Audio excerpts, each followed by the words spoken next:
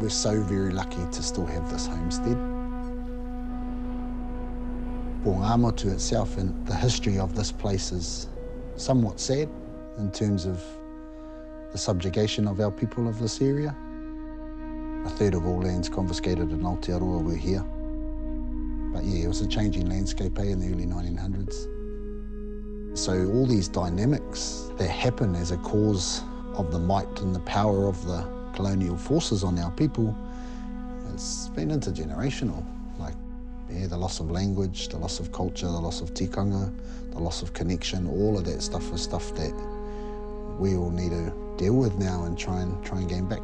So we're all on a journey as a whānau to reclaim our reo, to reclaim who we are, our identity, our connections, our places and spaces. I think it's really important to have a place that always connects you back to the past. It brings us together, it binds us together. It ensures that our stories aren't lost and they continue for future generations. When you still have a homestead, it's a constant reminder of what was and what can be.